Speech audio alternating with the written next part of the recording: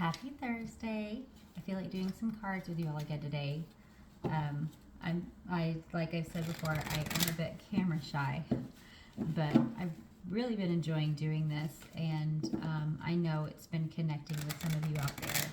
So we're just going to keep on going because it brings me joy. And this is fun for me. I do enjoy working with my clients face to face. But there's something different about this. So I've got a peek at the bottom, so we're going to shuffle it up a little bit more. So we're going to do another 3-card pull and see what comes out there for everyone today. 1, 2, 3. Okay.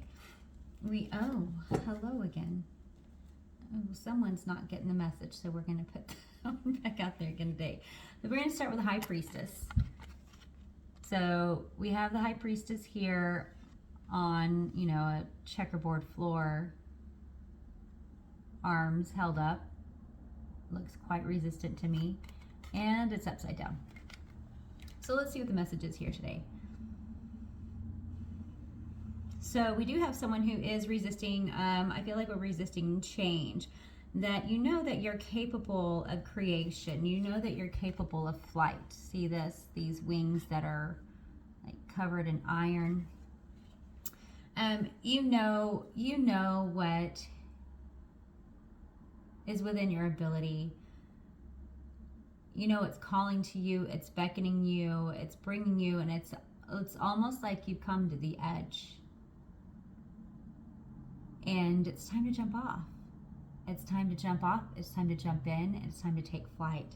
And you are scared shitless. But they're saying again, like we had said yesterday, they're wanting to point this out. This is not comfortable for you. This is not exciting for you. This is not joyful. I see a city in the background. So this is either maybe even a move to a city or a move outside of a city. So whatever this is, they're just saying that don't worry about all of the ways that you have told yourself you're not capable.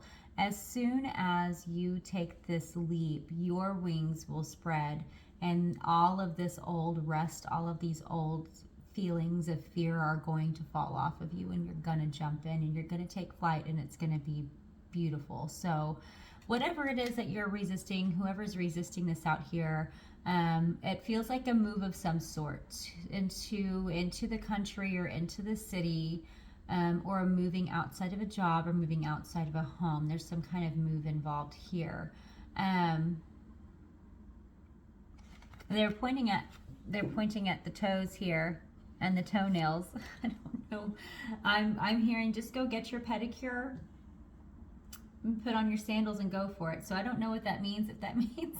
If that little message, maybe it resonates with one of you, maybe it doesn't resonate with the rest of you, but the rest of the message does. So oftentimes those tiny little details are just kind of pointing out one person saying, hey, yes, we're talking to you.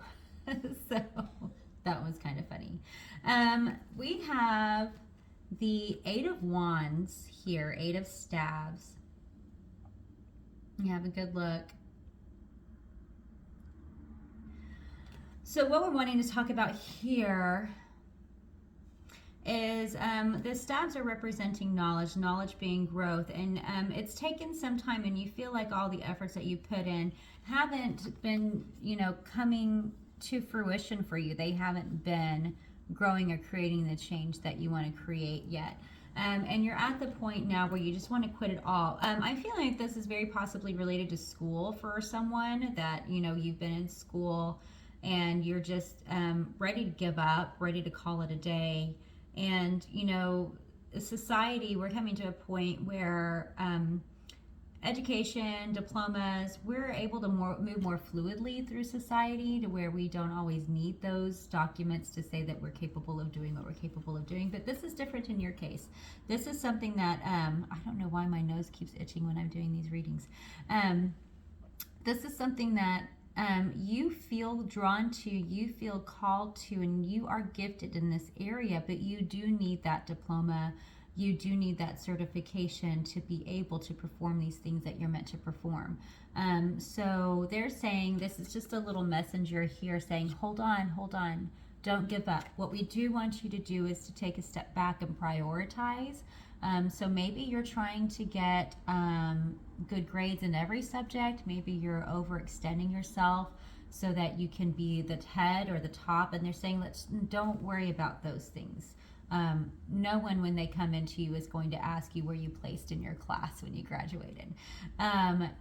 So they're asking you to take that step back and reevaluate it. Let's look at these classes from a different perspective, and your work from a different perspective. So what effort you really need to put into each class or each assignment to get what you need in order to just pass, because they're wanting you to just pass, because you have big things ahead of you. So please don't give up. That's my son in the background. And that's the shy one, so he's not gonna like it when I post this video. That's Jackson. Okay, so I hope you got the message here that yes, your efforts, it may seem like it's taking forever for this growth, forever for this to come to fruition for you. It feels like it's because you've been doing this for a while, but they're saying please don't give up, because you do, in your case, you do need this degree or diploma or certification or whatever it is. So keep going. All right, we have the Empress again, but let's see what they want to talk about this time, because it may be something different.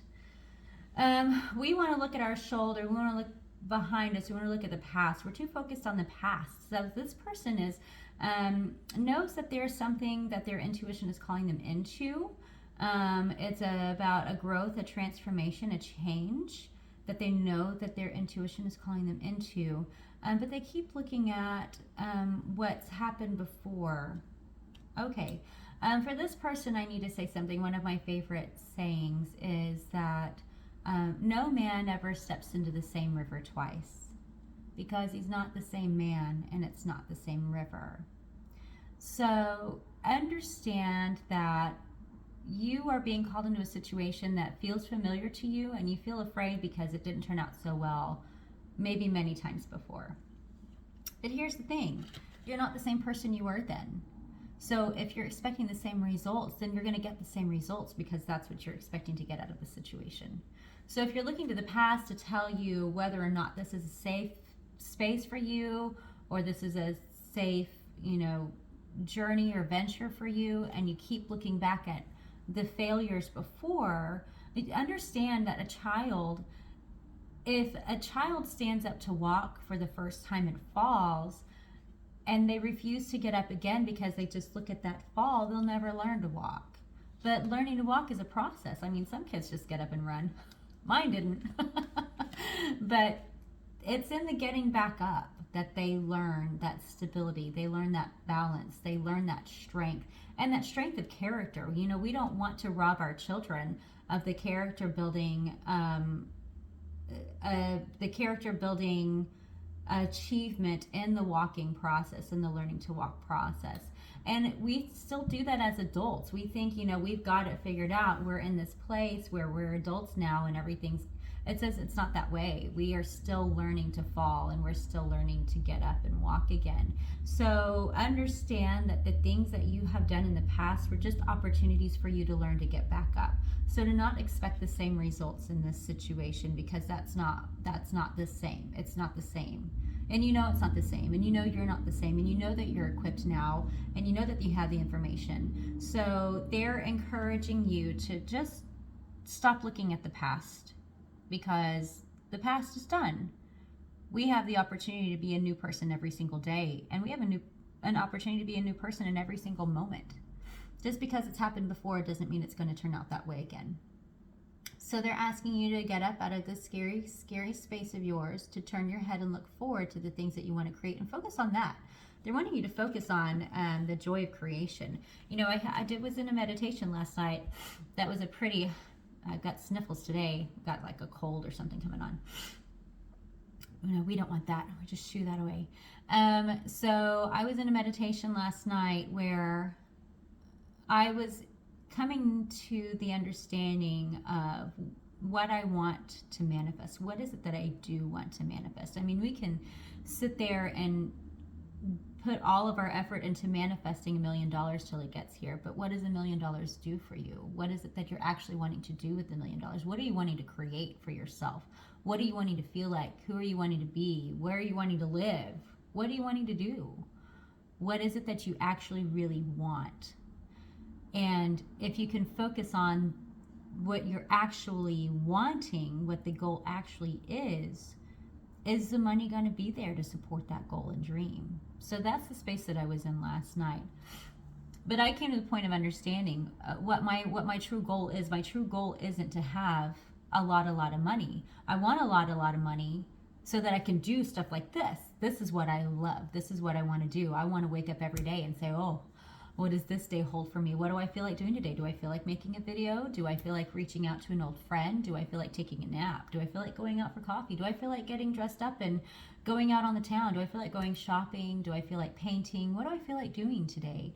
I want to have that life where I can just flow, because it's in that flow where you make all of the connections, where you find who you are, where you create the life that you're living in that flow. But we have a hard time being in the flow because we're always thinking about the do, the task. What is it that we have to do today? What do I have to do today to make the money that I need? What do I have to do today to meet my family's needs? What do I have to do? When we spend the majority of our lives doing what we have to do, and we don't think about what we want to do, or we don't focus on what we want to do because we feel like that's a scary, selfish place to be. But that's what we're meant to be. If we were all in flow, if all of us were in flow, doing the things that brought us joy. I was listening to Abraham Hicks this morning, and I loved it. And she was talking about being the chairman in her school, being the chairman of entertainment in the senior class.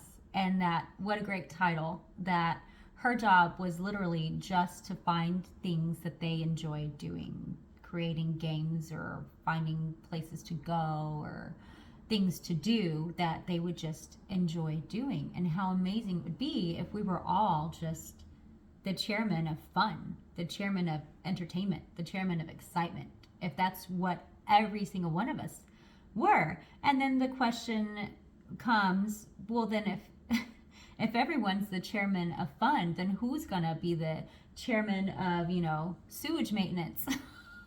Who's gonna be the chairman of the bus driver? Who's gonna be the chairman of this or that? But this is the thing, when we're in flow, when we're doing the things that we enjoy, I won't say this too loud, I love washing dishes. I can't say this to my kids or they won't wash dishes. But the warmth of standing there gazing out the window, and the accomplishment of these dirty things now becoming clean, and the smell of the soap and all of it, it's just such a peaceful, relaxing, cathartic thing for me. So me being in flow doesn't mean I'm just out dicking around all the time, just doing whatever I feel like doing. I accomplish things in my day that are a part of my flow. Like, there are times where I see the mail piled up. I'm like, oh, I want to open the mail. This will be fun. And so I go through and I shred all my paper for the compost, and I get bills paid, and I'm like, oh, well, that was fun. Now what's next? That's the life that I want to live. So whoever you are, whatever it is that you're feeling led into, I encourage you to not keep looking at the past and how it kept going wrong for you. Because if you take that and that fear into whatever it is, you're going to recreate the same situation over and over again, because it's a lesson for you to learn. It's a lesson for you to learn to be in joy. So look at how excited you are. How excited you are about this new opportunity, what you want to create for yourself, what you want it to turn out to be like, what you want it to feel like, who you want to meet. Think about the creation. Focus on the joy. Focus on the excitement in that journey. And you'll find it to turn out much, much differently. So don't forget that what we focus on is where we place our energy. And energy is used to create things. So whatever we're thinking about all the time is what we're creating for ourselves. So catch those thoughts, notice what they are when they come in, understand if whether or not they're good for you, and if they're not, let them go and replace it with something that's good for you. So I hope that this message hit home with some of you today. I hope it brought you joy and blessings and ideas on what you might do next to step into your truest, fullest, most natural selves. So I hope you enjoy it, and I will see you again soon.